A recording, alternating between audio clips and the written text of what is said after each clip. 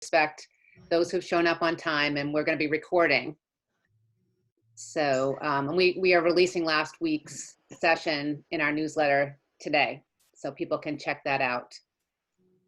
So today's the fourth in a 6-week series. Each session lasts approximately 30 minutes and includes concepts from Bryan's book, Chill, Turn Off Your Job and Turn On Your Life, which I've read and I love, and I highly recommend, followed by what Bryan calls simple, short MicroChiller meditations that'll help us relax and restore during this time of great uncertainty. Bryan is a psychotherapist who has built his career on the themes of resilience, work-life balance, and well-being. His research has been featured on numerous national programs.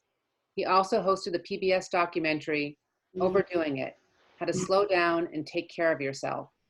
He's a contributor to Forbes magazine and Psychology Today. So now I'm turning it over to you, Bryan. Thank you, Marie. Welcome, everybody. So this is session 4, right? This is the 4th. Okay. And today's theme is stories. And so I want to tell you a story. I want you to gather around, and as I tell you the story, I want you to pay attention to what's going on the inside. Just notice your heart rate, your breathing, your muscles. Are they tight? Are they loose? Just notice as I tell you the story. And then we'll talk more about stories and the importance of stories in our psychological landscape. So there was a Chinese farmer who had a horse for tilling his fields, the most valuable thing he owned. And one day that horse got loose and ran into the mountains. And all the neighbors said, "Oh, what bad luck you have. This is terrible. You're a very poor man now." And the farmer said, "Bad luck? Good luck? Who knows?" Well, the next day, that horse came running out of the mountains, leading a whole herd of wild horses behind him. And all the neighbors said, "Oh, you're a rich man. This is great news." Farmer said, "Good news, bad news, who knows?" Well, the next day, the farmer's son was trying to tame one of the wild horses, and he was thrown and his leg was broken. So all the neighbors said, "Oh, what bad luck you have. This is just terrible." And the farmer said, "Bad luck? Good luck? Who knows?" Well, a month goes by and the army comes through to conscript all the young men to go off to war. And it's been a bloody war, and most of the young men have been killed, but the farmer's son didn't have to go. So, Nikki, Linda Marie, Karen, is that good news or bad news? Who knows? So what do you notice inside right now? Or did you notice as I was telling the story? That's an old Sufi tale, by the way. Some of you may have heard it before. Were you aware of anything? That we can make judgments while something is still unfolding. Yeah. And we can predict an outcome. We really have no idea. That's right. And that's what we do a lot of times unwittingly, is we draw conclusions, and sometimes we have a vivid imagination of what's going to happen before it ever happens. And when we do that, our body responds just as if it's actually happening. In other words, if you're thinking that you're going to have a bad vacation, then chances are you probably all know what the self-fulfilling prophecy is. Chances are you will, because you will unwittingly respond to the things that are happening as if you've already made your mind up. I was actually my first time in Australia, my first and only time in Australia. When we landed, my luggage didn't show up. So naturally, I'm standing there and I started to go into this whole story of, oh God, here we go. What's going to happen next? And I wasn't aware of it at first. And then I caught myself and I started thinking of this story. And I use this story a lot when it seems like there's the bad moon rising on the horizon. And I remind myself, all I know is what's happening right now, the present moment. I don't know that that's going to happen. And this is a really relevant thing now in the time of COVID-19, is to really watch the stories you make up about what's going to happen. It's really not even you, it's a part of you. You've heard me use that term parts before. We all have these parts on the inside that take over. And this particular part, sometimes I call it the forecaster, and sometimes I call it the fortune teller. And it helps to have a name for it, because then it helps you identify it when it blends with you. So when you don't have a lot of information about something, whether it's not knowing how your bookstore is going to end up with the economy being where it is, or if one of your kids is going to be able to go to school, or whatever it is, you'll notice that because our lizard brain, if you remember, we talked about this in the first session, which is the survival brain, is always going to estimate the threat, always. And what we know from all the neuroscience is most of the stories we make up never really happen. But because we've already made them up and we've gone through them, the body, it takes a toll on the body. So the moral to the story is, okay, here we go.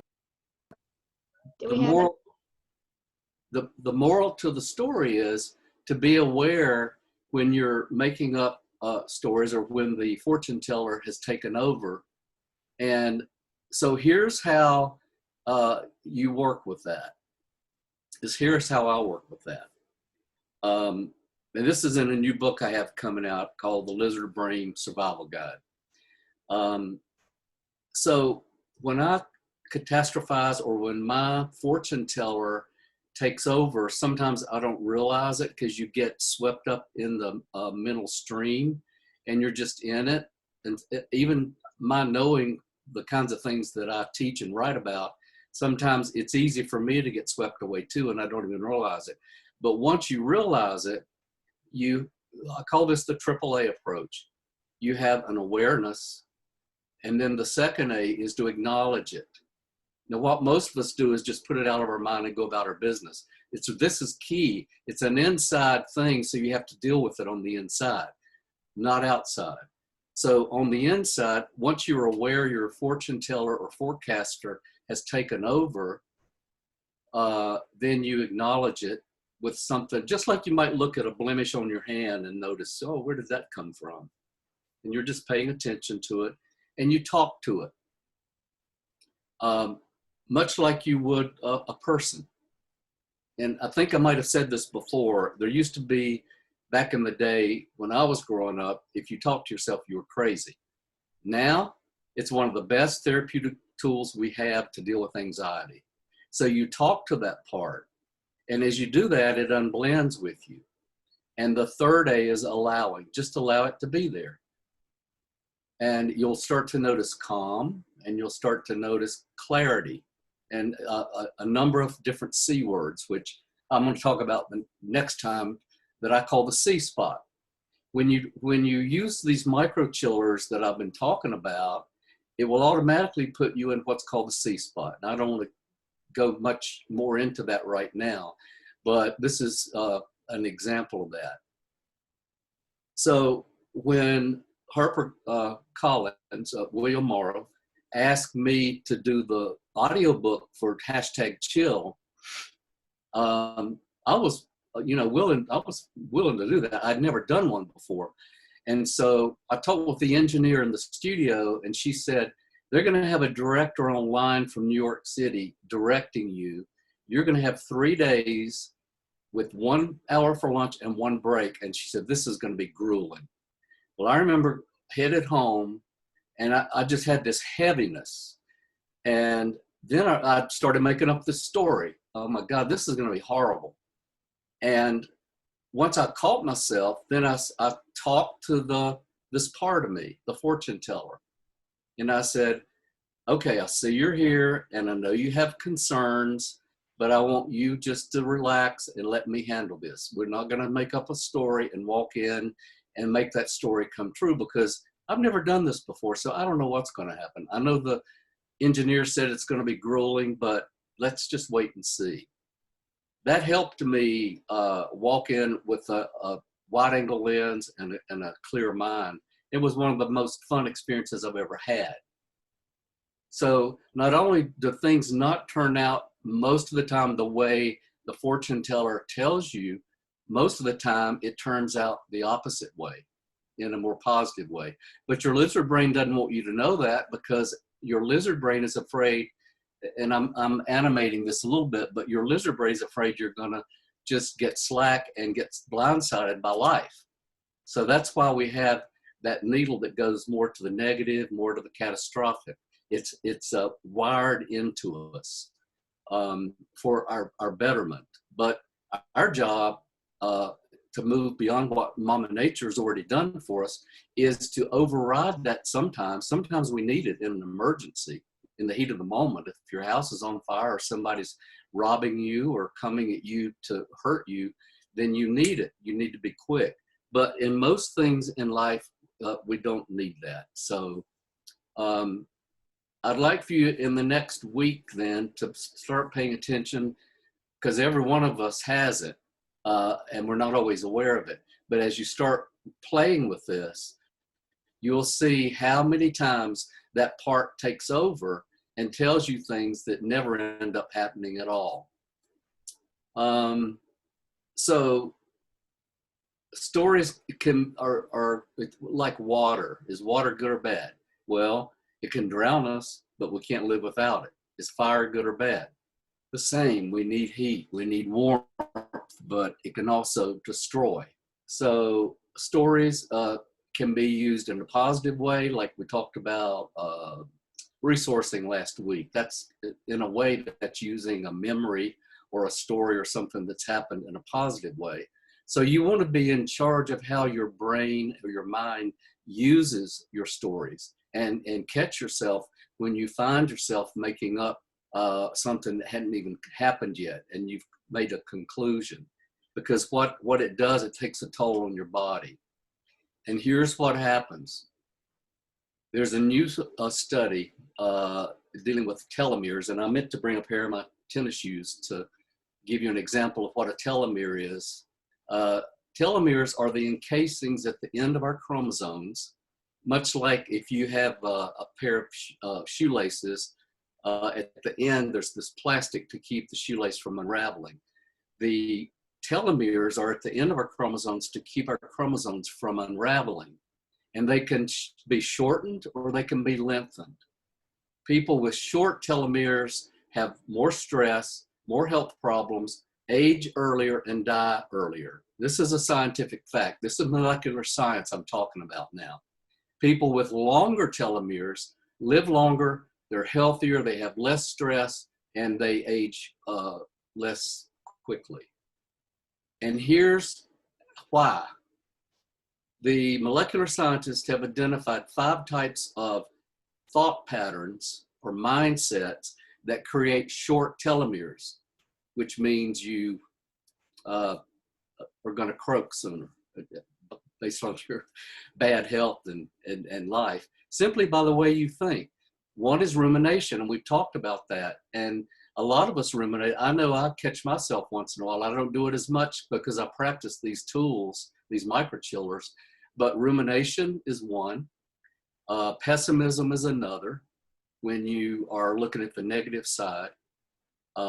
Cynical hostility is a third. The fourth one is when your mind wanders and you're not in the present moment. And usually when your mind is wandering, you're worried or you're thinking about something else and you're not in the present moment. And the fifth one is when you avoid unpleasant thoughts and feelings. But then it eats away at the body. The body bears the burden. That's what we say in psychology. The body bears the burden. Every thought you have manifests somehow in your body. So during this anxious time, or uncertain time for sure, for all of us, it's important to start to watch, be aware of how you're thinking, acknowledge whatever that thought is and allow it to be there, but talk to it. Because your thought is not you. It's just an aspect of who you are. I also wanted just to mention the what ifs, which is part of the fortune teller. And it's here again is something to be aware of. What if my child doesn't get accepted at NC State? What if I'm not going to have a paycheck? What if my spouse gets sick with COVID-19? What if I don't get the job? What if I don't get the promotion? What if I don't? Our mind can get filled with what ifs, and this is sometimes one of the ways the fortune teller works. So here's what I'm going to ask each of you to do is think of a what if. It could be something you've or it can also be a worry. What if? So take a minute and think of one that's been hanging around in your mind. And then, do you have one, Linda Marie? I don't want you to share it, but I'm not going to ask anybody to share this. Do you have one? I just want to see if Nikki. Okay. I'm sorry, I was muted. I do have one, and it's in there too. Okay, good. So now what I want you to do is, as you say it in your mind to yourself, just notice now in your body what you feel. Anybody want to share? I feel something in the pit of my stomach right now when I make that conclusion. Anybody else notice anything in your body? I get pricklies in the top of my head. Okay. I So too clenched right here in my chest. Stomach. you know, say that again. Is that Mary? Mm-hmm. What'd you say? I've been on the whole time, just different devices. I feel it in the pit of my stomach as well, very center, navel. Okay. Now, what I want you to do is to reverse it and say, what if I get the job? What if my spouse doesn't get sick?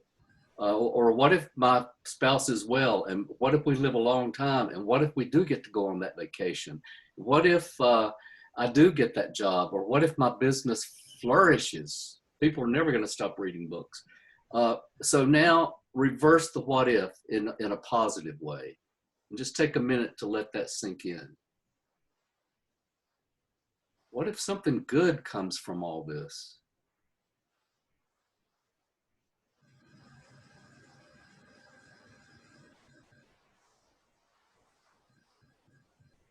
And so as you say that what if on the inside, now notice again in your body. See if you notice a difference.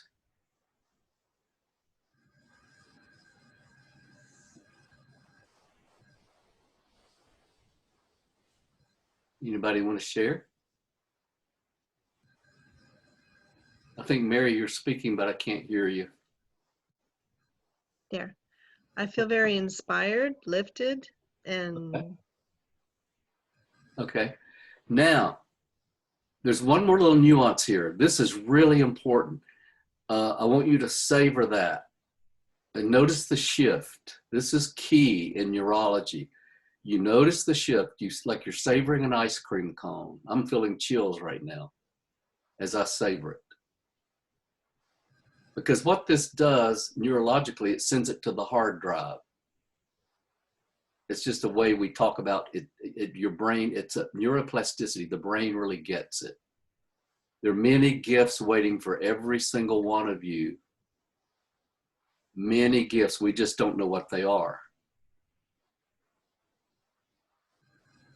Linda Marie? That exercise reminded me of your idea of writing tall comings, Yes. kind of balancing out the shortcomings we see in ourselves. That's exactly right.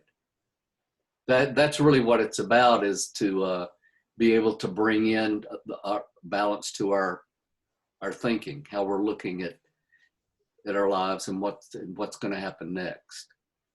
And again, what happens, the needle falls into the negative automatically. And it doesn't mean you're flawed. It just means that's how you're wired. But what it does, what our job is to bring it back to the center, or maybe over a little bit left to the positive. It just brings more balance.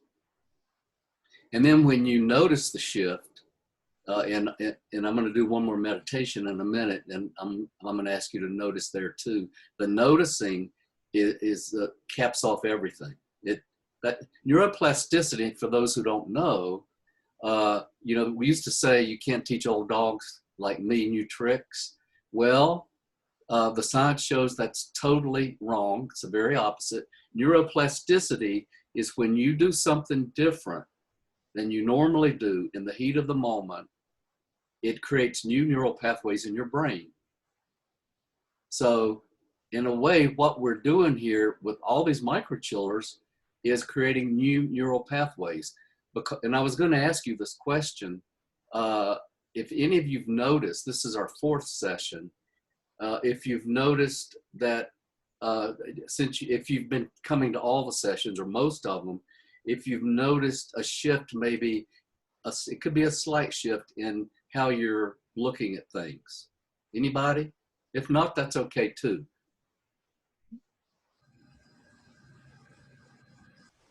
Mary's giving you the thumbs up. Oh, okay. Good, Mary. That's great. I think Nikki might have had, you wanted to make a comment, Nikki? Oh, I was just going to say, my worry, my what if thing, and it's sort of constant.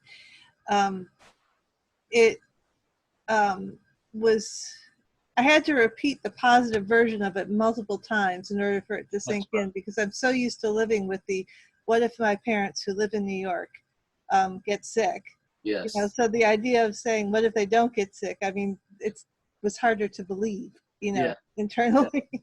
You could even make it more positive too. You could say, what if they thrive during this time? I mean, think about that. But you're making a great point. Scientists say it takes 3 positive thoughts to offset 1 negative thought because of the negativity bias that we're hardwired for. So you're right. If I ask all of you to make a list of your negative traits and your positive, your list for negative traits, you just reel them off in a second. But the positive, sometimes it takes people a little bit. In therapy, when I'm working with couples, sometimes it's a dangerous thing to ask, but I'll say, well, what are your positive things towards him or her? And they'll hesitate and start thinking. And then the other one gets upset because her husband or whatever can't think of anything positive. But it's only because we're so used to coming up with the negative. That's all that is. So that's a great point. Meditative story is a new type of meditation, and it was developed by Ariana Huffington, whom I work with now, and Darren Triff, who started TED Talks. And I wanted you to know about meditative story because it's free. They're podcasts, and Linda Marie's going to send you the link that you can go on and you can get those, and they'll send them to you 1 a week. They're incredible. I've done them, and they're beautiful stories that are told with incredible music, they're very professionally done. And as they're telling their story, Ariana does her story from her childhood. They are so vivid. And the reason it's meditative is because what happens as you're listening to the raconteur, the storyteller, you start to have your own parallel story that kind of goes along with it. So it takes you deeper into your own meditation. And when you're through listening to the podcast, you feel incredibly calm and clear and energized. It's amazing new stuff. And what Linda Marie's going to send you, well, I think what I gave you, Linda Marie, is the link to my article in Psychology Today when I interviewed them. That's what that is. But in the article in Psych Today, it tells you how to get on to go to the Spotify or Amazon and get on the list.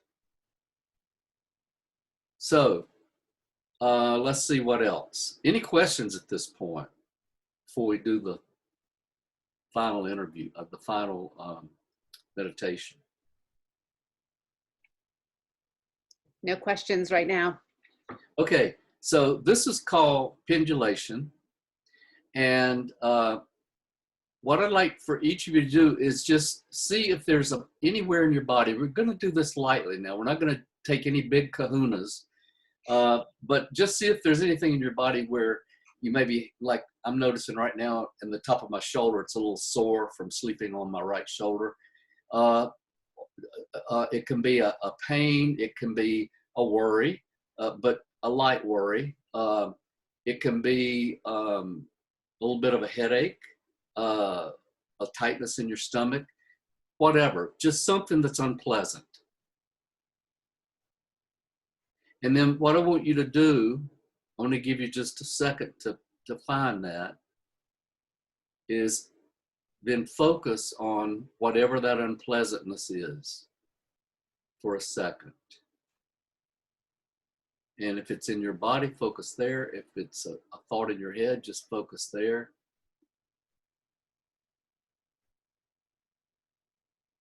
And now what I want you to do is go to a place in your body where there's no unpleasantness. In fact, a place where there's no tension, there's calm, there's lightness, there's ease, there's comfort. It could be the tip of your toes or the tip of your fingers. And focus there, wherever that is. And just notice the lack of any tension, the lack of any stress. And take that in. Notice I just took a breath automatically. Now go back to wherever you were focused with the unpleasantness and focus there just for a second.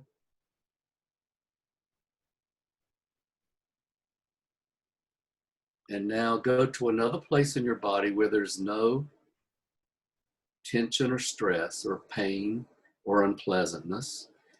A place where there's comfort and ease, and focus there. And just notice that difference.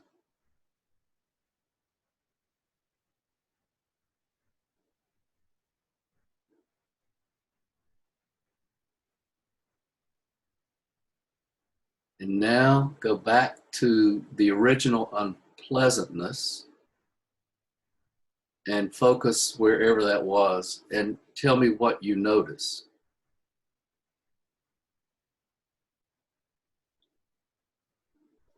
Anybody?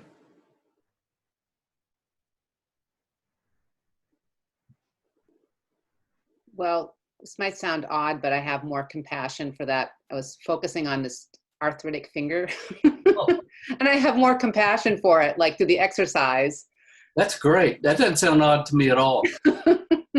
Remember, I'm going to talk about this next time. Compassion is one of the C words in the C spot.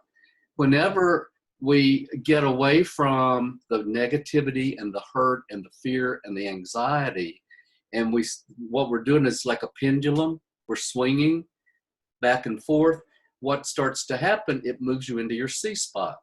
And the C spot is, and I'm going to talk more next week, compassion, calm, curiosity, creativity, confidence, courage, connectedness, and clarity. And you'll notice COM and CON is Latin for together or joining. I have a question from Mary. Okay. Mary, did you want me to ask this question to Bryan? And this will be our last question because of our time. She writes, "It is as if we as a society global are being rewired. Could this be real? Some of my clients are learning how to change and growing compassion. I want to harness that. Any suggestions? I am noticing a more collective shift of energy affirming the changes happening in my community and the world. How do we acknowledge collective neuroplasticity? Oh gosh, that's a wonderful question. I could spend a whole half hour talking about that. I think the first step you've already taken, you're aware of it. There's a lot of talk now about people becoming more humane as a result of what's going on. I mentioned early on that I'm part of a group of people with another person. There are two of us who are putting on a huge national virtual show with some major well-known people all over the world, for just because we're connecting more with people, and we all are having empathy. What this virus has done, it's leveled the playing field. It doesn't matter how rich you are, whether you're male or female, whether you're the president or whether you're me or just an average person. We're all going through the same thing. So as that happens, it kind of connects us around our humanity. So you've done the first thing. The second thing, and I can already tell, Mary, just from the interactions we've had last session and this session, live it. And as you live it, people are going to see it in you, and people will say, wow, I want what she's got. Remember that movie When Harry Met Sally? I want what she's having. And that's kind of, that's the way I feel when I see someone who, like Tara Brock, who I talked to the other day. You probably know her book, The Radical Acceptance. She is just so steady and clear, and I kept thinking, I want more of what she's got, you know. So we can talk more about that next time, but that's a fabulous question, and there's a lot of that happening now as a result of all of us being changed in the same way. Well, we've reached the end of our time this week. Thank you so much, Bryan. That was really wonderful. And Thank you. I know, at least for me, it was the stories we tell ourselves is a really important ongoing lesson. That's right. So if any of you have questions you'd like Bryan to address in the next session, just email me, lindamarie@cibaweb.com, and I'll pass them on to Bryan. So thank you all so much for being here. And this is the official end of our webinar.